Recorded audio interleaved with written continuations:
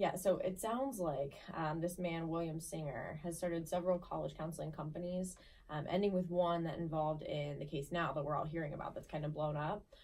But they were basically having parents pay bribes, which he would set up and facilitate to get their students into schools where they wanted to go, but they didn't necessarily have the grades for. So far, a whole bunch of coaches at schools like Yale, Stanford, University of Texas, Georgetown, Wake Forest, USC, UCLA were all charged. Several teachers and test proctors were too, and more than 30 parents, including the celebrities that you mentioned earlier, Aaron. And they were doing a whole variety of things, like trying to get their kids recruited at these schools for sports that they had actually never even played before. Like I think Lori Laughlin's was for crew when her kid had never actually played crew before. Photoshopped her face onto another kid. One, how disturbing is that?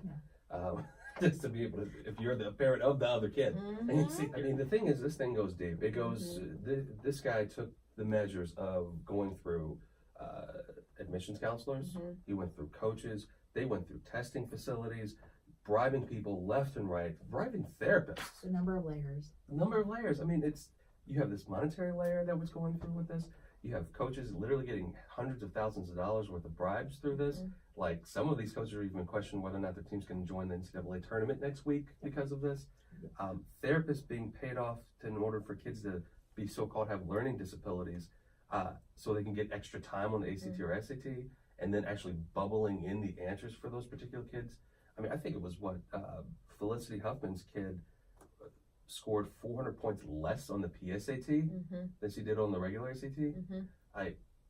Isn't somebody going to draw off a red flag here for this? Right. Like, it's the thing I think we talked about in a recent podcast too is why would you ever want to cheat your way into a university where you don't per se belong anyway? Yeah. If you're cutting corners to try to get in somewhere that you're not even going to be able to be successful, what's the likelihood that you are able to graduate? You've got to cheat your way through that. You're just getting yourself way further into a web of a whole mess. Yeah, I mean that goes to this whole point of like, did these kids even know? And what are their thoughts today? Because you've got, I mean, for good, for bad. I mean, these are kids. They're more or less, but they are adults, so they're on this fringe. They're sitting in these universities today. Yep. And parents are going to jail. And they're being looked at. I mean, one of Lori Laughlin's daughters basically said, like, I don't even care if I go to school. I just want to go there and party and hang out. Like, maybe I'll be there. I just want to hang out on Insta all day and sell products. Which is a whole other separate issue, too. But it's like these parents of all these other kids, too, they're just setting their kids up for failure once they do get there because it's like, well, now obviously this is blown up and everybody knows that you're that kid. Yeah. That's a whole other thing. But the fact that they've probably been struggling in these classes or haven't been doing as well in school in general and thinking, I don't belong here. This whole complex that could probably be built up if they genuinely didn't know about it. But who knows if that's true or not at this point. But and that's what I think about it. I mean, I think about the message I want our students to have at College Liftoff. I think about the message I want my own kids to hear from me. And it's not that mommy thinks you're not good enough to do your own work, so I'm going to pay somebody to get you into college.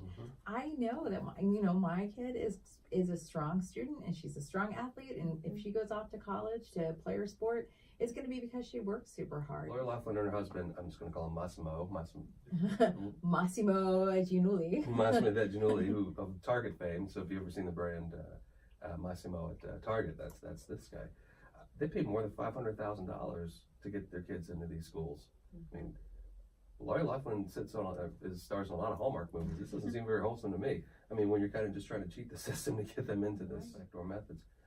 But that really goes to, and I want to make this as definitive as I possibly can, why this is different than anything that we do at College Liftoff, and why it's, to us, a fundamental ethical question, is what your kid is capable of in the schools they should be going to don't always align to what you think your kid should be doing. I'll tell you, we work with 675, almost close to 700 families at this point. We have 7 cases where it didn't work out right. All 7 of them were because of this very problem, because the parent thought their kid should be at Harvard or Yale or whatever school that they've picked out in their mind that they think is the best thing for their kid without question. When the truth is, it's not about that.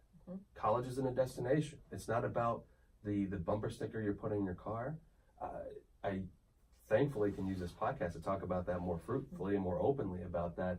But we have that as a real problem in our society. We think that this whole thing is about, well, my kid has to go to Stanford, or my kid has to go to Duke, or things like that, just because of the nature of the name. We want to make sure that our kids are going to the right school for the right reason, academically, financially, fit-wise. All those things make the most important piece. There's not so much a reason for, let's just get you into the best possible school if that's not the right school for you. And this whole illusion that if you graduate from Georgetown or USC or whatever, that you're set up so much insanely better than if you go to an Arizona State or whatever school it is.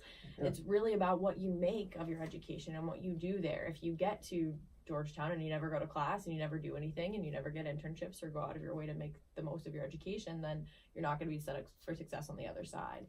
These parents basically just bought their kids a 4-year experience. I just really don't know very many people who are known by the college they went to. I know an awful lot of adults who have been to college, and I know where very few of them actually got their degree. Well, we know this, and it's something we measure all the time in our practice. We measure, what is it, when coming out of a program? Average earning salaries, and how do those salaries compare against other universities. If I go to Harvard today and get a philosophy degree, is Honda going to hire me as an engineer? No. So why in the world am I thinking of it like that? Right. That's where we've got to change this mind about this, because you're absolutely right. You said this at the beginning, Emma, like, this is a society problem. This is just something that's just been, what's the word for it, like, expanded upon, or like just perpetuated based off of a lot of the same misconceptions most people have about higher education, which is, I got to get my kid in the best school. What does that best school mean? I love when you sit down with families and you talk about the fact that, you know, we have this great institution in town, Ohio State, a lot of alumni. We deal with a lot of alumni families. And you were the first one to say, you know, Ohio State has more than 100 majors, and they don't. There's 177. They have 177 majors, and they do like 40 to 50 super well. And for the other 120 or so, we want to look elsewhere for you, because we think that you'll either get a better value or a better education, or sometimes both. I feel like so much of it has to do too with the fact that so much is unknown about college, and people don't know how to tangibly measure these things and these results. So they just go off of name brand, and they don't know what's going on behind closed doors with admissions offices and how they make their decisions. This is why, as a company, I've always had us work this way. We work for nothing more than our families. But you'll never see a single banner in our office, ever. Because the truth is, and this is going to sound mean, but it's not. I don't care where you go to school. Truth be told, I don't care. So long as it's the right place for you, right situation, perfect, great. This is just a story about fraud, and it's a story about really setting what we think of as setting kids up for success, but it's really setting kids up for entitlement. And that's the real problem. Paige, you're absolutely right about this. Like, there's no magic to this, and if it sounds too good to be true, it probably is. If somebody's saying, like, we can go get you into this place or that place, it's probably something's up with that. Just in the same way, you know, you face, if you're talking to somebody that's saying, oh, I know I can take your money and go triple it next week, and they end up taking it to, like, the racetrack or something like that. Like, you know, there's fraud everywhere. This is no different.